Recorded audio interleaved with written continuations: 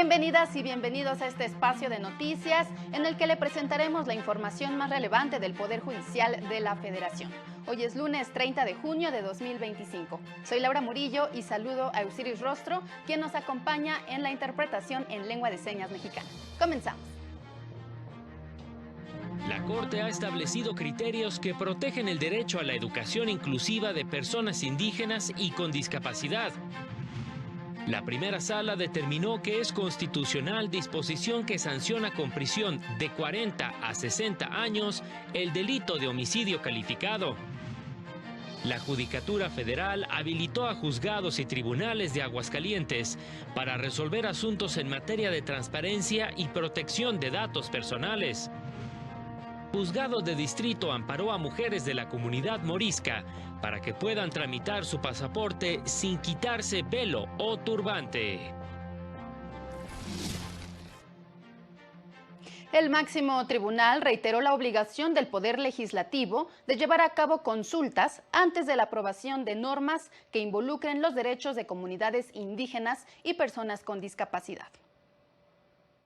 El Pleno de la Suprema Corte ha establecido criterios que protegen los derechos de comunidades indígenas, afromexicanas y de personas con discapacidad, estableciendo que cuando se afectan los derechos de estos sectores de la población, el legislador está obligado a llevar a cabo una consulta previa, libre e informada. Por esta razón, invalidó diversos artículos de la Ley General de Educación que regulaban la educación indígena y la educación inclusiva. Lo anterior, debido a que incidían directamente en los derechos e intereses de estos sectores de la población, por lo que existía la obligación de consultar previamente a estos grupos antes de expedir la norma, conforme a lo dispuesto en el Convenio 169 de la OIT y la Convención sobre los Derechos de las Personas con Discapacidad, lo cual no fue llevado a cabo. En la sentencia, vinculó al Congreso de la Unión a realizar las consultas previas, con el fin de emitir la regulación correspondiente.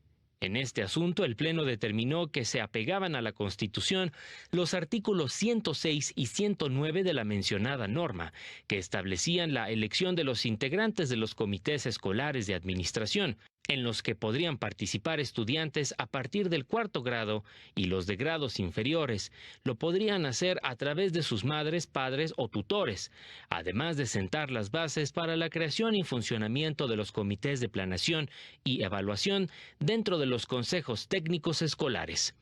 Con información de José Luis Guerra García para el canal del Poder Judicial de la Federación. La primera sala de la Corte determinó que el artículo 242, fracción segunda, del Código Penal del Estado de México, que sanciona con prisión de 40 a 60 años el delito de homicidio calificado cuando se comete con ventaja, no viola el principio de proporcionalidad, sanción que es proporcional con la pena que se impone a otros delitos en los que también se ocasiona la muerte de otra persona, como homicidio en contra de periodistas o defensor de derechos humanos, homicidio en razón de parentesco o feminicidio. La sala explicó que la pena privativa de la libertad impuesta por el legislador tiene como fin la intención de disminuir la incidencia de dicho delito por la afectación que genera en la sociedad. Por estas razones, la sala confirmó la constitucionalidad de la norma, pues es similar a otras sanciones previstas en la legislación local que protegen el mismo bien jurídico, es decir, la vida. Por ello, negó el amparo que solicitó una persona que fue condenada a 40 años de prisión por el delito de homicidio calificado con ventaja, quien impugnó la sanción argumentando que violaba el principio de proporcionalidad protegido por el artículo 22 constitucional. La primera sala también determinó que es dable admitir a trámite el recurso de revisión presentado el día 7 de junio de 2021 en contra del desechamiento de un amparo en revisión. La sala determinó lo anterior al establecer que la reforma constitucional en materia del Poder Judicial, publicadas el día 11 de junio de 2021, entraron en vigor al día siguiente de su publicación. Dicha reforma adicionó la fracción novena al artículo 107 de la Carta Magna, estableciendo que en contra del auto que desecha el recurso de revisión en amparo directo no procede medio de impugnación alguno. Dicha reforma fijó un plazo de 180 días al legislador federal para realizar las reformas a la legislación secundaria, entre ellas la Ley de Amparo. Pese al mandato constitucional y a diversas resoluciones de la Suprema Corte, poderes ejecutivos y legislativos de distintos estados insisten en obstruir derechos de comunidades LGBT. Uno de los ejemplos más notables es Aguascalientes, aseguró Wilfrido Isamí Salazar Rull, integrante de la Comunidad para la Diversidad, los Derechos y la Ciudadanía de esa entidad. En lugar de armonizar, digamos, en términos de los estándares constitucionales e internacionales en materia de derechos humanos, siguen empeñados en seguir obstaculizándolo. En la presentación de los apuntes sobre el reconocimiento de la identidad autodeterminada, el activista destacó que la negativa de los congresos estatales a hacer adecuaciones normativas para el reconocimiento de derechos se traduce en sobrecarga de los órganos de impartición de justicia. ¿Cuántas horas de trabajo de trabajadoras y trabajadores del Poder Judicial Federal se están yendo en amparos cuando es muy fácil modificar 2 o 3 palabras de algo que es una realidad y que al final de cuentas son derechos que se van a ejercer porque afortunadamente tenemos la Constitución y tenemos los tratados internacionales para el ejercicio de estos derechos? En más noticias, juzgados y tribunales de Aguascalientes podrán resolver asuntos en materia de transparencia y protección de datos personales. El Consejo de la Judicatura Federal dio a conocer el acuerdo que habilita a los juzgados de distrito y a los tribunales colegiados del 30º Circuito, con residencia en Aguascalientes, para conocer de los juicios de amparo en materia de acceso a la información pública y protección de datos personales. Los tribunales colegiados de circuito conocerán de los recursos que se interpongan contra las determinaciones dictadas en los juicios de amparo y sus respectivos incidentes de suspensión, así como de los impedimentos o procedimientos relacionados que pudieran tramitarse en relación con la materia de acceso a la información pública y protección de datos personales. En consecuencia, los asuntos en estas materias que se encuentran en trámite en otros juzgados de distrito y tribunales colegiados deberán remitirse a los juzgados de distrito y tribunales colegiados con residencia en Aguascalientes.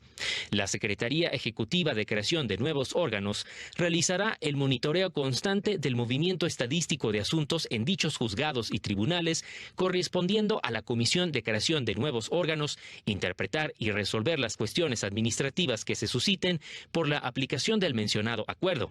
La habilitación es resultado de las recientes reformas en materia de transparencia y protección de datos personales, que implicó la desaparición del INAI y que fijó un plazo de 120 días al Poder Judicial para la habilitación de dichos juzgados de distrito y tribunales de circuito. Con información de José Luis Guerra García para el canal del Poder Judicial de la Federación.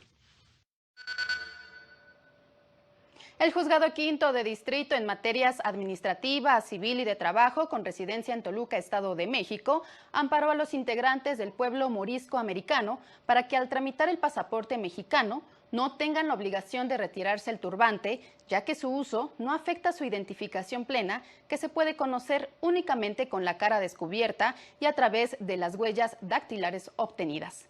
El juzgado determinó que se puede prescindir del requisito de fotografiarse con la cabeza descubierta si se vulneran derechos fundamentales de no discriminación, el libre desarrollo de la personalidad, la autodeterminación cultural, la libertad religiosa y el libre tránsito.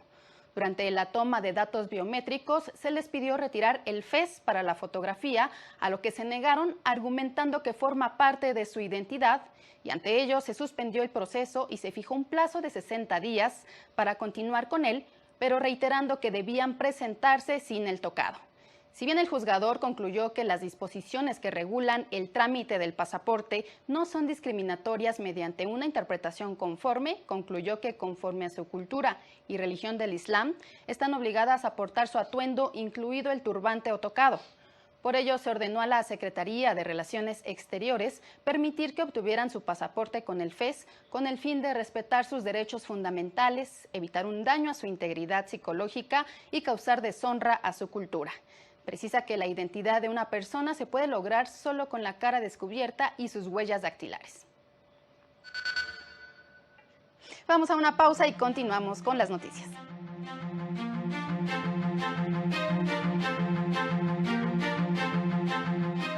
Al regresar, la magistrada Otálora Malasis llamó a defender los avances logrados en materia democrática.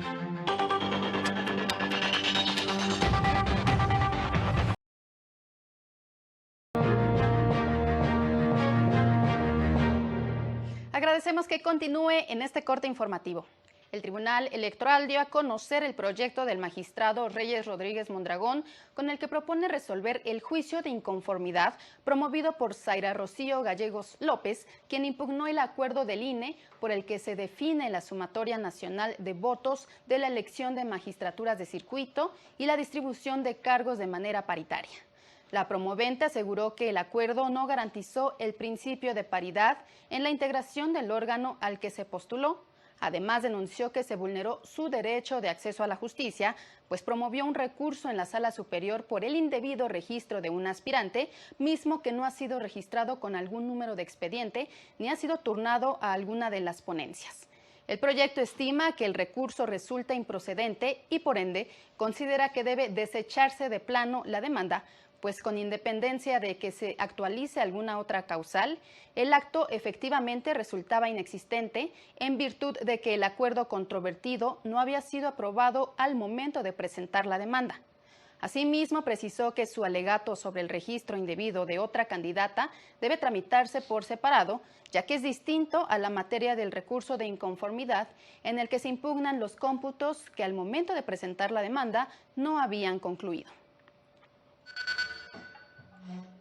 La magistrada Janine Otálora Malasis aseguró que la justicia electoral no puede concebirse únicamente como un mecanismo de resolución de conflictos, sino como una herramienta fundamental para la realización sustantiva de los principios democráticos de igualdad, participación y representación política. Hoy, más que nunca, en el contexto de estas elecciones judiciales extraordinarias de 2025, debemos poner sobre la mesa no solo lo que hemos logrado, sino los pendientes que aún tenemos. Y yo diría que pongamos también sobre la mesa que lo que hemos logrado lo tenemos que conservar y que debemos luchar por conservarlo y no permitir algún retroceso. Al participar en el evento Diálogos con la Defensoría Pública Electoral, dijo que la construcción de un sistema electoral sólido ha sido un camino muy largo y que desde la década de los 90 el Tribunal Electoral ha sido un pilar en la defensa de estos derechos.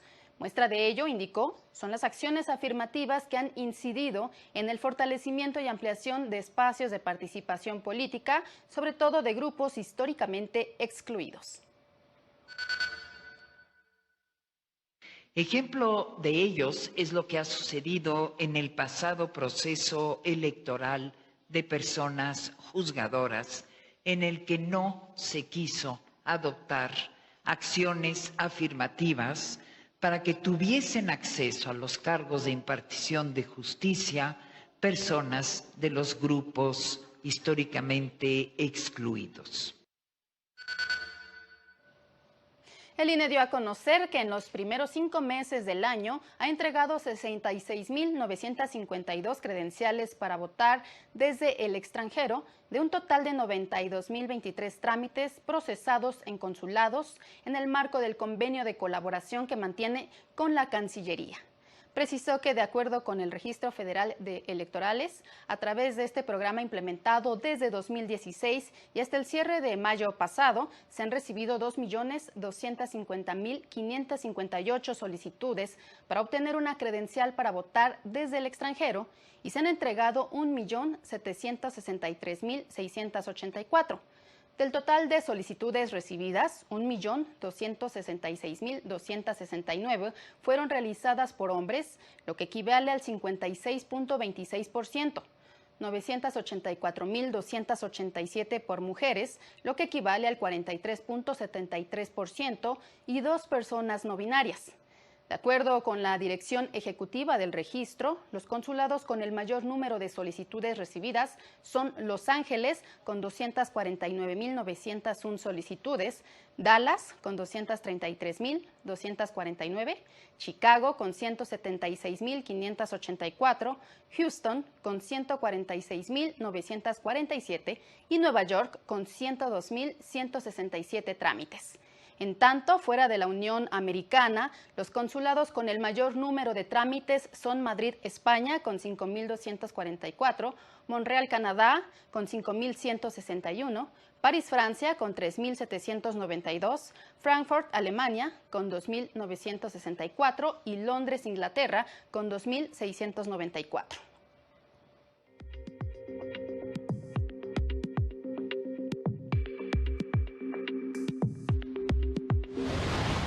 Trabajadores del Poder Judicial capitalino rechazaron la propuesta del magistrado presidente Rafael Guerra de regresar a las labores este lunes, pues acusan falta de voluntad para mejorar sus condiciones de trabajo. Convocaron a fortalecer la suspensión de actividades de manera indefinida. El Poder Judicial de Querétaro habilitó en su sitio web el expediente electrónico, con el que es posible ver los documentos de los expedientes en los que los justiciables cuentan con personalidad jurídica, mandar sus promociones al juzgado y recibir notificaciones. El Centro Público de Mecanismos Alternativos de Solución de Controversias del Poder Judicial de Veracruz impartió un taller especializado en mediación y justicia cívica, dirigido a personas servidoras públicas municipales, con el objetivo de promover estas herramientas. La magistrada presidenta del Poder Judicial de Yucatán, María Carolina Canto Valdés, entregó constancias que acreditan la renovación de la certificación a facilitadores judiciales especializados en mecanismos alternativos de solución de controversias en materia penal. El Consejo de la Judicatura Federal explicó el significado de las siglas LGBTI, mismas que han sido creadas para identificar a los integrantes de la comunidad de la diversidad sexual. La L alude a las personas lesbianas, que son aquellas que se identifican como mujeres y sienten atracción erótica, sexual y o afectiva por otras mujeres. Gays son individuos que se identifican como hombres, que sienten atracción erótica, sexual y o afectiva por otros hombres.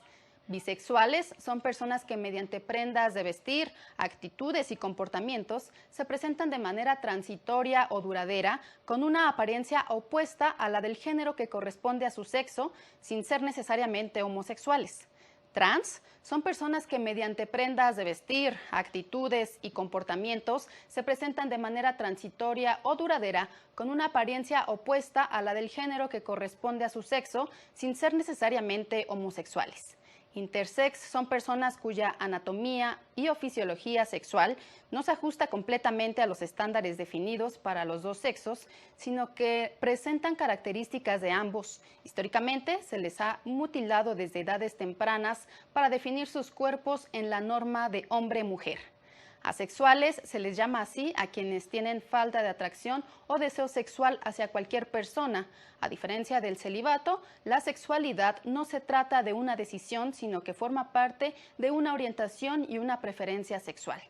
No binario o queer describe una identidad de género y sexual que puede cambiar con el tiempo y no encajar estrictamente en una identidad o la otra, como ser hombre, mujer, gay o heterosexual. Y en el marco del Día Internacional LGBT, el Consejo de la Judicatura Federal aseguró que ha impulsado acciones para garantizar la protección de sus derechos. Para ello se han elaborado diversos protocolos y manuales cuyo fin es facilitar su derecho de acceso a la justicia y juzgar con perspectiva de diversidad e igualdad casos que involucran a personas de la comunidad de la diversidad sexual. Todo ello para que puedan ejercer sus derechos en condiciones de igualdad y sin discriminación. Asimismo, se han impulsado diversas acciones para respetar los derechos de los servidores públicos que pertenecen a dicha comunidad. pero también asumimos que los derechos tienen que ser una realidad al interior de la institución. Por ello aprobamos el Acuerdo de Bienestar, Diversidad e Inclusión y recientemente una política integral de inclusión que refrenden la importancia de la diversidad al interior de la judicatura. Sabemos que este es un legado que perdurará y confiamos en el compromiso de la institución en los años por venir. Y en el marco del Día Internacional del Orgullo LGBT, la Defensoría Pública Federal refrendó su compromiso con la defensa de los derechos humanos de todas las personas sin discriminación por su orientación sexual, identidad o expresión de género. Precisó que es indispensable realizar un esfuerzo colectivo para poner fin a toda forma de discriminación, violencia y exclusión basada en la orientación sexual, identidad o expresión de género. Recordó que las personas de dicha comunidad enfrentan barreras estructurales y múltiples formas de discriminación en distintos ámbitos, situación que no solo violenta sus derechos, sino también abre la puerta a episodios de violencia que van desde tratos degradantes hasta agresiones físicas, sexuales, transfeminicidios y asesinatos motivados por prejuicios. Precisó que de 2014 a la fecha se han registrado al menos 739 casos de asesinatos y desapariciones de personas de la diversidad sexual y de género. Se estima que en México existen 5.1 millones de personas que pertenecen a la comunidad de la diversidad sexual, siendo el Estado de México la entidad que más personas concentra de dicha comunidad, con más de 400,000, y Aguascalientes es la que menos concentra, con menos de 10,000. El 70% de las personas de dicha comunidad han sufrido algún tipo de discriminación y un tercio de ellas ha recibido amenazas directas o agresiones motivadas por su orientación de género. La Defensoría recordó que ofrece servicios con perspectiva de género e identidad sexual para garantizar los derechos de las personas de dicha comunidad. Entre ellos, de reconocimiento de identidad de género, matrimonio igualitario, adopción homoparental, acceso a la seguridad social, a prestaciones y a servicios de salud sin discriminación. La relatora especial de Naciones Unidas sobre la independencia de juzgadores y abogados, Margaret Satterwhite, instó a todos los gobiernos a reconocer formalmente el derecho de los pueblos indígenas a mantener, fortalecer, promover y desarrollar sus propios sistemas jurídicos. Al presentar un informe ante el Consejo de Derechos Humanos, señaló que este tipo de sistemas de justicia son fundamentales para la autonomía y la autodeterminación de los pueblos indígenas y son esenciales no solo para la gobernanza indígena, sino también para la resolución de disputas y el fortalecimiento de la resiliencia comunitaria. Subrayó que múltiples mecanismos de derechos humanos han reafirmado la importancia del reconocimiento estatal de los sistemas de justicia indígena y la necesidad de garantizar los estándares de derechos humanos en estos, incluyendo la igualdad de las mujeres, así como el derecho a la justicia y al debido proceso. Los operadores de justicia están bajo ataque en varias partes del mundo porque no se les otorga a sus sistemas de justicia el suficiente reconocimiento y recursos. Además, es indispensable encontrar maneras para mejorar los sistemas de justicia. Todos los sistemas de justicia pueden ser mejores en garantizar el acceso a la justicia para todos. Y fíjese usted que alrededor de 40 millones de personas en México carecen de un trabajo digno. Quien trabaja no debe ser pobre, y la raíz de la pobreza en México tiene que ver principalmente con la exclusión y la precariedad laboral, sostuvieron representantes de la organización Acción Ciudadana frente a la pobreza, al presentar su estudio Fábricas de Pobreza bajo la lupa, lanzamiento del Observatorio de Trabajo Digno en colaboración con Data Cívica, donde analizan dos indicadores de exclusión laboral que abarca el desempleo y labores de cuidado, así como el indicador de precariedad laboral, referente a las personas que no les alcanza para la canasta básica, trabajo sin afiliación al Seguro Social, sin contrato fijo o jornadas laborales excesivas. El observatorio reveló que casi 40 millones de personas carecen de trabajo digno en el país. 32.9 no tienen ingreso laboral suficiente para cubrir las canastas básicas. 35.1 trabajan, pero no están afiliadas al Seguro Social, no tienen protección en salud ni otras protecciones. Quienes tienen empleo, es decir, quien alguien les dio trabajo, 18.6, que es la mitad, ahorita lo vamos a ver, no tienen contrato estable y casi 9 de cada 10, 33 millones, 33 millones 100 mil, carecen de organización colectiva, de representación para la negociación de sus condiciones de trabajo. Además, 14.4 millones tienen jornadas mayores a 48 horas. Destacaron que 14.8 millones de personas en México enfrentan exclusión laboral por trabajo de cuidado. El 95% de las personas que se encuentran excluidas por este motivo son mujeres. El Observatorio de Trabajo Digno está disponible para consulta pública con información desagregada por edad, sexo, tipo de ocupación, sector económico a nivel nacional y estatal. Para el canal del Poder Judicial de la Federación, Lorena Sánchez Cabrera. El cuarto tribunal colegiado en materia penal del Tercer Circuito determinó que, tratándose de la impugnación de la determinación del no ejercicio de la acción penal, conforme al artículo 258 del Código Nacional de Procedimientos Penales, los intereses de la víctima u ofendido se contraponen con los del Ministerio Público, por lo que el juez de control debe verificar con mayor escrutinio que la víctima haya contado con una asesoría jurídica técnica y especializada. El tribunal destacó que, de acuerdo con criterios de la primera sala, la defensa adecuada del imputado no puede equipararse con la asesoría jurídica de la víctima, pues en caso de deficiencia puede ser subsanada por el Ministerio Público. En los casos en los que la víctima impugna la decisión del Ministerio Público de no ejercicio de la acción penal, sus intereses se contraponen, motivo por el cual se debe poner especial cuidado en el tópico relativo a la adecuada representación de la víctima, por lo que debe verificarse con mayor escrutinio, pues el no ejercicio de la acción penal para los casos previstos en el artículo 327 del mencionado código impide una nueva persecución penal por los mismos hechos en contra del indiciado, lo que implicaría la imposibilidad de que la víctima acceda a la impartición de justicia y a la reparación del daño. En consecuencia, cuando el juez de control en la audiencia prevista en el artículo 258 advierta la incapacidad técnica del asesor jurídico, debe hacer del conocimiento de la víctima el derecho que tiene de nombrar a un asesor jurídico especializado para, de ser su deseo, cambiar al asignado inicialmente o designarle uno de oficio para que su actuación deficiente no impacte en su derecho a la verdad, a la justicia y a la reparación integral del daño.